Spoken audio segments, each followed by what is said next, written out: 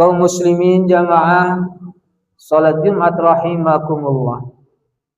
Hamba-hamba Allah yang beriman, hamba-hamba Allah yang bertakwa. Marilah kita senantiasa meningkatkan keimanan kita kepada Allah Subhanahu wa taala. Di Yaumal Jum'ah ini, di Sayyidul Ayyam ini,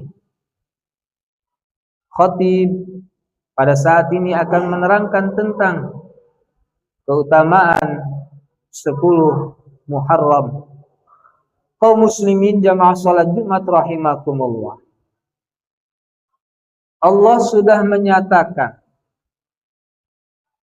Allah menyatakan dalam Al-Quran dengan kalimah inna. Kalimah inna ini adalah harfun tahqiq, taukid, menyatakan dan menguatkan bahwa sesungguhnya bulan itu hitungannya dalam Islam adalah 12 bulan. Di dalam kitab Allah Subhanahu wa taala, ketika Allah jadikan langit dan bumi, sudah ditetapkan bahwa hitungan bulan ada 12 bulan. Sebagian daripada 12 bulan ini adalah bulan yang dimuliakan oleh Allah Subhanahu wa taala. Yang pertama bulan Muharram, yang kedua bulan Rajab, yang ketiga bulan Dzulqa'dah, dan yang keempat adalah bulan Dzulhijjah. Kaum muslimin jamaah salat Jumat rahimakumullah. Saat ini tanggal 11 Muharram. Artinya kita berada di dalam bulan Muharram yang dimana di kalender Islam ini dijadikan awal daripada tahun baru Hijriah. Artinya ketika tahun baru berganti, maka otomatis umur kita saat ini bertambah. Oleh karena itu Rasulullah menyatakan dalam sebuah hadisnya, man khairun nas man tala umruhu wa hasuna amaluh. Sebaik-baik manusia adalah mereka yang umurnya panjang dan kebaikannya bertambah. Tetapi sebaliknya, sejelek-jeleknya manusia adalah umurnya yang bertambah, tapi perbuatannya selalu bertentangan dengan hukum-hukum Allah. Kaum muslimin jamaah salat Jumat rahimakumullah. Di dalam surat yang saya bacakan di awal tadi, bahwasanya Allah melarang ketika datangnya bulan yang dimuliakan oleh Allah. Allah melarang, ada dua di dalam surat yang saya bacakan tadi. Fala tazlimu fihinna anfusakum. Janganlah kalian menzolimi diri kalian. Dan yang kedua, tidak boleh melakukan peperangan. Kaum muslimin jamaah salat Jumat rahimakumullah. Kenapa bulan Muharram itu adalah bulan yang dimuliakan Allah Subhanahu wa taala? Ternyata di dalam bulan Muharram itu ada satu peristiwa yang dialami oleh para nabi-nabi. Di antaranya Allah menjadikan Nabi Adam alaihissalam dan menempatkannya di dalam surga pada bulan tanggal 10 Muharram. Dan Allah juga menerima taubatnya Nabi Adam alaihissalam ketika melakukan maksiat agar dia tidak mendekati atau memakan buah khuldi, tapi karena bujukan setan ia melanggarnya Lalu Allah turunkan Nabi Adam alaihissalam ke dunia dan terpisah dengan Siti Hawa, kemudian tanpa busana. Kemudian Nabi Adam alaihissalam bersujud seraya membaca Rabbana zalamna anfusana wa illam taghfir lana wa tarhamna lanakunanna minal khasirin. Selama 40 tahun beliau membaca itu, dan Allah terima tobatnya Nabi Adam pada 10 Muharram. Kemudian sejarah Nabi Nuh alaihissalam terkatung-katung membawa umatnya yang ikut di perahunya selama 40 hari 40 malam dan terdampar di bukit Judi. Allah selamatkan beliau pada tanggal 10 Muharram. Kemudian Allah selamatkan juga Nabi Ibrahim alaihissalam dari kobaran api Raja Namrud pada tanggal 10 Muharram. Kemudian Allah selamatkan pula Nabi Musa alaihissalam dan Allah tenggelamkan Fir'aun, itu pula tanggal 10 Muharram. Nabi Isa alaihissalam Allah jadikan ke dunia dan diangkat ke langit, itu pula tanggal 10 Muharram. Kaum muslimin jamaah salat Jumat rahimakumullah.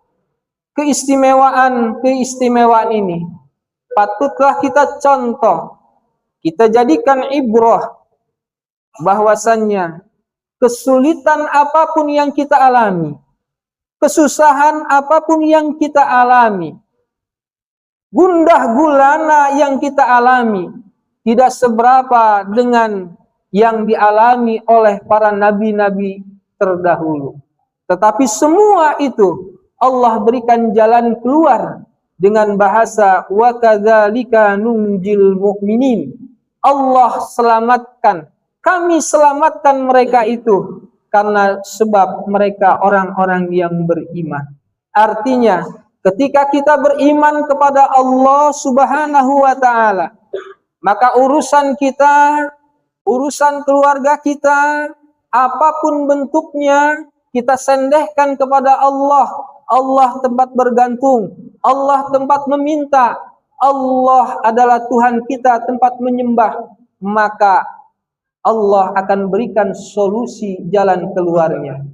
Oleh karena itu, pada kesempatan kali ini saya mengajak agar kiranya kita jangan meninggalkan yang namanya berdoa ataupun istighasah, di mana Rasulullah Shallallahu Alaihi Wasallam pun di dalam menghadapi kesulitan, beliau selalu meminta pertolongan kepada Allah Subhanahu wa taala. Kaum muslimin jamaah salat Jumat rahimakumullah. Istighasah ini dianjurkan oleh Allah Subhanahu wa taala. Dalam Al-Qur'an Allah nyatakan إذ تستغيثون ربكم فاستجاب لكم أني ممدكم بألف من الملائكة مردفين. Yang artinya, ingatlah ketika kamu memohon pertolongan kepada Tuhanmu, lalu diperkenankannya bagimu, sesungguhnya aku akan mendatangkan bala bantuan kepadamu dengan 1000 malaikat yang datang berturut-turut. Kaum muslimin jamaah salat Jumat rahimakumullah.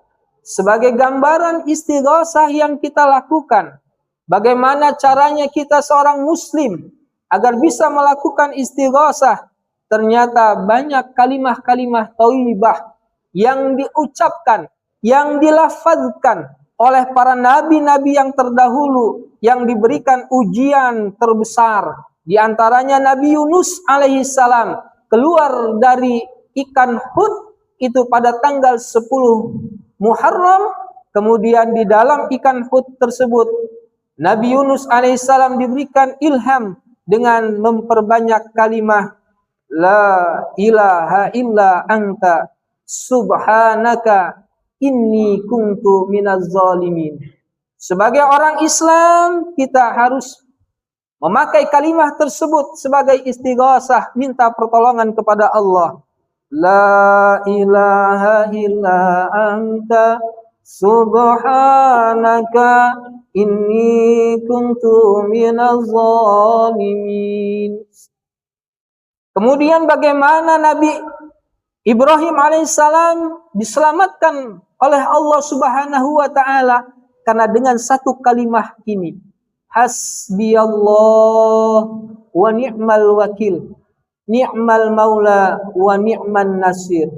Maka dikumandangkan sebagai istighosah kita agar Allah berikan keselamatan kepada diri kita, kepada keluarga kita, kepada tetangga kita, dan khususnya umumnya adalah kepada seluruh muslimin muslimat. Kaum muslimin jamaah salat Jumat rahimakumullah. Kemudian ingatkah kita ketika Nabi Ibrahim alaihissalam memesan kepada Rasulullah, "Hai Muhammad, bahwa tanaman surga itu sangat luas. Kemudian tempatnya pun luas. Tempatnya luas dan ketika umatmu menanam pasti akan tumbuh. Perbanyak kalimah-kalimah thayyibah, di antaranya subhanallah, alhamdulillah, Allahu akbar, dan kalimah la haula wala quwata illa billah. La haula wala quwata illa billahil aliyil azim. Kalimah itu sering kita harus kumandangkan. Agar apa? Agar pertolongan Allah semakin dekat kepada kita. Dengan syarat kitanya beriman kepada Allah dan bertakwa kepada Allah. Insya Allah. Kaum muslimin jamaah salat Jumat rahimakumullah, itu saja yang dapat disampaikan.